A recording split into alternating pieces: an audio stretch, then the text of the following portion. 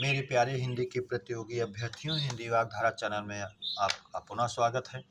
एक उम्मीद और अपेक्षा के साथ कुछ अभ्यर्थी हमारे जो एसआई के एग्ज़ाम के लिए आज तैयार हो रहे होंगे, इन श्रृंखलाओं के प्रश्नों का अध्ययन ज़रूर कर रहे होंगे। तो उम्मीद करता हूँ अंतिम रूप से आज इन श्रृंखलाओं के प्रश्नों का अध्ययन ज़रूर करें। सारे प्रश्न किसी न किसी परीक्षा में आपके पुलिस एसआई कहीं न कहीं पूछे गए हैं, जो आपकी परीक्षा के लिए बहुत ही उपयोगी होंगे, सारी परीक्षाओं के लिए उपयोगी हैं। आइए इस श्रृंखला के पहले प्रश्न की शुरुआत हम लोग करते हैं। हिंदी वर्णमाला का कौन सा अक्षर पुल्लिंग नहीं है? ता था, दाना, डाधा, ई। तो ई नहीं है। आप जानते हैं हिंदी वर्णमाला में 3 ही वर्ण स्त्रीलिंग हैं, ई और री। तो इसमें 2 दिया गया है, ई, इसलिए विकल्प डी स्त्रीलिंग है, पुल्लिंग नहीं है। यही सही हो जाएगा। प्रश्न नंबर 2, ला और सा का उच्चारण किस स्थान से है? ए तालु, बी दंत, सी कंठ, डी मूर्धा। तो लित लसानाम दंता। तो ली और तवर्ग का दंत होता है, इसलिए विकल्प भी हमारा सही हो जाएगा, दंत। प्रश्न नंबर 3, किसके उच्चारण में वर्षिप की सहायता ली जाती है? ऊपर मसूड़े वाले स्थान से उच्चारण किया जाता है, टा, या, ला, भा। तो आप जानते हैं वर्ष व्यंजन आपके 5 ही होते हैं, ज, ल, र, स, न, जिसमें ला दिया गया है। विकल्प सी सही है, इसलिए सी। प्रश्न नंबर 4, भाषा की सबसे छोटी इकाई वर्ण, पद, शब्द, वाक्य। तो भाषा की सबसे छोटी इकाई वर्ण होता है, इसलिए विकल्प ए सही हो जाएगा। प्रश्न नंबर 5, निम्नलिखित में किस विकल्प में अनुनासिक का प्रयोग हुआ है? अंग आह, शंकर हिंदी, चाँद सांस, अतः प्रातः। तो जो चंद्र बिंदु युक्त होता है वही अनुनासिक होता है। अंग आह अनुस्वार विसर्ग है, नहीं है। शंकर अनुनासिक का प्रयोग हुआ है। तो चाँद और सांस, विकल्प सी ही हमारा सही हो जाएगा। प्रश्न नंबर 6, द्वित्व वर्ण का उदाहरण है? वाह वाह शब्द को दोहराया गया नहीं है। दिल्ली, इसमें ला और ला दोनों के बीच में स्वर नहीं है और दोनों का युग्म बना है, द्वित्व हुआ, इसलिए विकल्प भी सही है। कर्मठ और अनल से कोई मतलब नहीं है। प्रश्न नंबर 7, आवृत्तमुखी स्वर है? उ, ओ, सभी। तो आवृत्तमुखी में जानते हैं आप 4 ही होते हैं। आवृत्तमुखी जिनका वृत्त ना बना हो, तो ये तो आप जानते हैं वृत्तमुखी में उ, ओ होते हैं, तो नहीं है, इसलिए ये नहीं है। और इसमें प्रश्न पूछा गया है आवृत्तमुखी, इसको पूछना चाहिए था वृत्तमुखी हैं। आवृत्तमुखी में तो तीनों हैं, वृत्तमुखी में तीनों हैं, इसलिए सभी में जाएगा। तो उ, ओ और ये वृत्तमुखी होते हैं, इसलिए विकल्प डी सही हो जाएगा। सभी आवृत्तमुखी, इसमें कोई व्यंजन नहीं है, वर्ण नहीं है।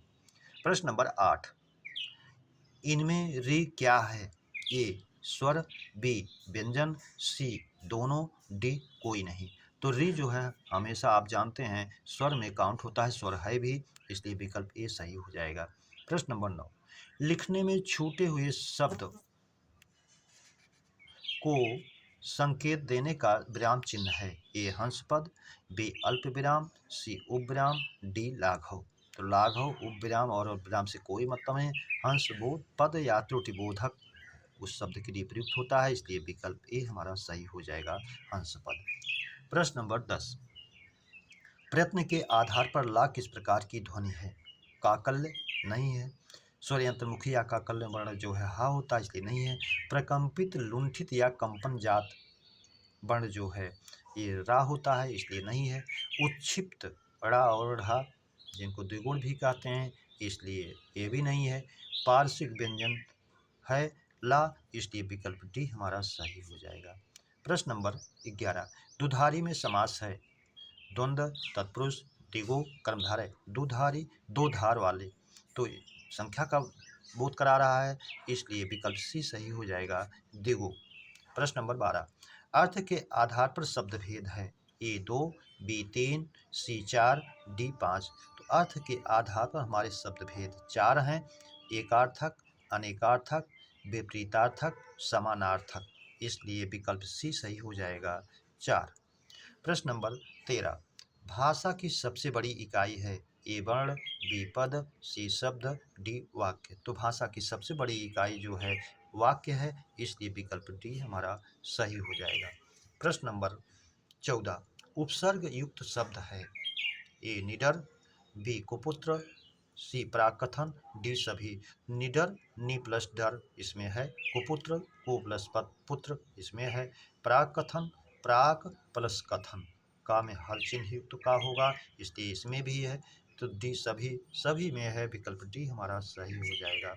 प्रश्न नंबर 15, भरपूर में समास है, अव्ययी भाव, कर्मधारय, तत्पुरुष, द्वंद्व। भर जो है ये उपसर्ग के रूप में आया है, निपात है, इसलिए अव्ययी भाव होगा। जिस समास में प्रथम पद अव्यय उपसर्ग या निपात होता है, अव्ययी भाव होता है, इसलिए विकल्प ए सही हो जाएगा, अव्ययी भाव।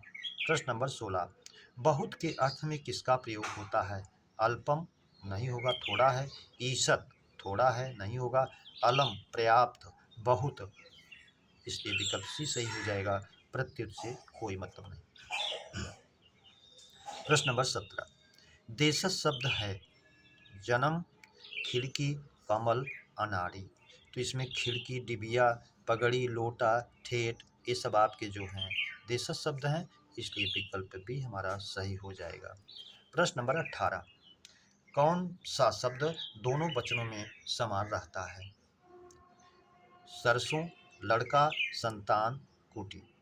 तो कुटी का कुटियाँ, संतान का संतानें, लड़का का लड़के, तो इनका तो बदल जाता है, लेकिन सरसों एक वचन और बहुवचन दोनों वचनों में समान होती है, इसलिए विकल्प ए हमारा सही हो जाएगा।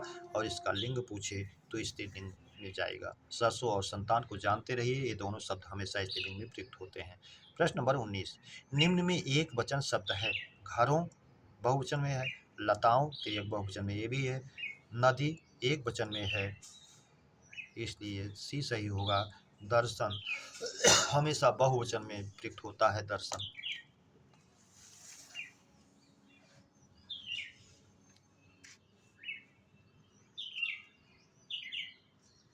प्रश्न नंबर 20, गरीबों को वस्त्र दो में कारक है, अपादान, बी करण, सी संप्रदान, डी अधिकरण।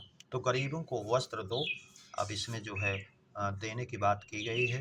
दान हमेशा के लिए जो दिया जाता है वहाँ संप्रदान कारक होता है, और विशेष रूप से फोकस गरीबों को यानी गरीब के लिए पर है, इसलिए विकल्प सी सही हो जाएगा, संप्रदान। प्रश्न नंबर 21, घड़ी संज्ञा का कौन सा प्रकार है? व्यक्तिवाचक, जातिवाचक, समूहवाचक, भाववाचक। तो घड़ी जो है जातिवाचक है, क्योंकि इलेक्ट्रॉनिक घड़ी एक सामान्य घड़ी है, उसका नाम नहीं लिया गया है, इसलिए जातिवाचक में जाएगा, विकल्प भी हमारा सही हो जाएगा। प्रश्न नंबर 22, संयुक्त सर्वनाम का उदाहरण कौन सा है? कोई ये नहीं है, कुछ ये भी नहीं है, सब ये भी नहीं है। तो संयुक्त के दो जुड़े हुए सर्वनाम हैं, कोई ना कोई, इसलिए विकल्प डी हमारा सही हो जाएगा। प्रश्न नंबर 23, शीला अपने कपड़े स्वयं धोती है, स्वयं सर्वनाम का भेद है, पुरुषवाचक, निश्चयवाचक, प्रश्नवाचक, निजवाचक। तो आप जानते हैं जो सर्वनाम स्वयं, खुद, स्वतः, अपने आप के रूप में प्रयुक्त होते हैं निजवाचक होते हैं, इसलिए विकल्प डी सही हो जाएगा। जब कर्ता स्वयं, अपने लिए, स्वयं, अपने आप, स्वयं, खुद का प्रयोग करे तो निजवाचक। प्रश्न नंबर 24, निम्न में संबंधवाचक सर्वनाम है, वह, कुछ, जो, तुम। तो नहीं है, जो है संबंधवाचक है, क्योंकि जो के साथ सो का प्रयोग होता है, इसलिए विकल्प सी हमारा सही हो जाएगा। प्रश्न नंबर 25, मानसिक में मूल शब्द है, ए मनस, बी मनास, सी मानस, डी कोई नहीं। तो मूल शब्द मानसिक में मनस है, जो विकल्प ए सही है, संस्कृत के रूप से भी सही है। वैसे मानसिक में एक बार मानस माना गया है, लेकिन वो हल चिन्ह युक्त नहीं था, जबकि मूल शब्द इसका वास्तव में सही मनस ही होता है, जिसका सा हल चिन्ह युक्त होता है। प्रश्न नंबर 26, निम्न में विशेषण शब्द है, महत्व ये नहीं है, ये भाववाचक संज्ञा हो जाएगा। महत ये बड़ा का रूप है, महान। लाघव जिसमें लघुता का रूप है, भाववाचक, लघुता भाववाचक, इसलिए महत माने बड़ा जो है ये किसी संज्ञा के पहले प्रयुक्त हो सकता है, इसलिए महत जो है विशेषण है।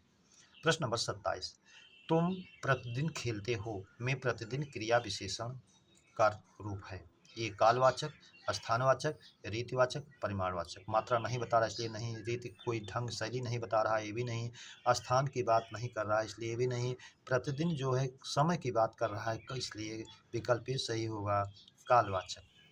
प्रश्न नंबर 28, उसने कटोरे भर खीर खाई में विशेषण है गुणवाचक, परिमाणवाचक, संख्यावाचक, सार्वनामिक नहीं है, संख्या की बात नहीं है, परिमाण मात्रा की बात की गई है कि कटोरे भर, इसलिए परिमाणवाचक। परिमाणवाचक में भी अनिश्चित परिमाणवाचक, लेकिन अनिश्चित की बात नहीं की गई इसलिए परिमाणवाचक। प्रश्न नंबर 29, 8 कनौजिया 9 चूल्हे लोकोक्ति का अर्थ है मेल जोल, अलगाव की स्थिति, विचार विमर्श, आवागमन। बहुत ही महत्वपूर्ण लोकोक्ति है, बार बार पूछी जाती है, जानते रहिए। 8 कनौजिया 9 चूल्हे अलगाव की स्थिति के लिए प्रयुक्त होता है। प्रश्न नंबर 30, सप्तर्षि में संधि है ए गुण स्वर, बी वृद्धि स्वर, सी अयात स्वर, डी इयड़ स्वर। सप्तर्षि सप्त प्लस ऋषि आया आ के बाद आए तो अर हो जाता है तो गुण स्वर संधि में, इसलिए विकल्प ए हमारा सही हो जाएगा। प्रश्न नंबर 31, किस शब्द की वर्तनी शुद्ध है ए मिष्ठान, मिष्ठान अशुद्ध है, अगर मिष्टान होता तो शुद्ध होता। अत्यधिक, अति प्लस अधिक, अत्यधिक, ये सही है विकल्प बी। व्यवहारिक, व्यवहार में एक लगा तो व्यावहारिक होना चाहिए तब शुद्ध होता। डी अधीन, अशुद्ध है, अधीन होता तो शुद्ध होता। प्रश्न नंबर 32, शुद्ध शब्द है कुमुदनी, कुमुदनी, कुमुदी, डी कुमदन।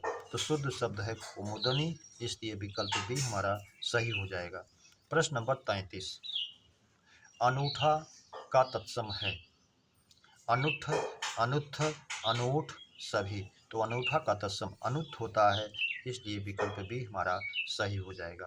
प्रश्न नंबर 34, विलोम का पर्याय है ए विपरीतार्थक, प्रतिलोम, सी दोनों, डी अनुलोम। अनुलोम का सीधा होता है इसलिए नहीं है, विपरीतार्थक और प्रतिलोम दोनों विलोम के पर्याय हैं इसलिए विकल्प सी हमारा सही हो जाएगा दोनों।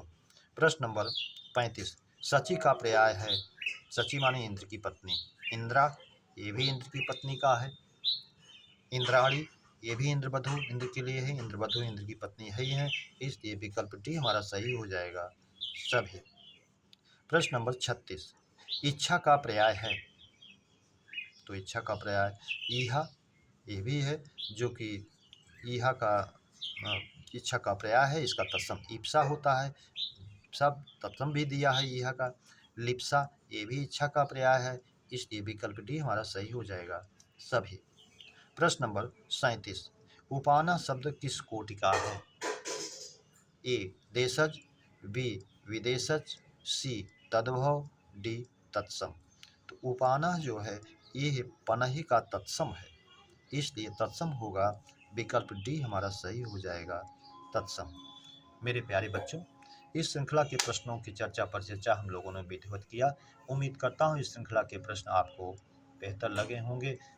अगर ऐसा है तो अपने मित्रों को सब्सक्राइब, लाइक और शेयर अवश्य करें, यही उम्मीद और अपेक्षा आपसे है। अगली श्रृंखला के मिलने तक आप सभी को हृदय से धन्यवाद। जय हिंद।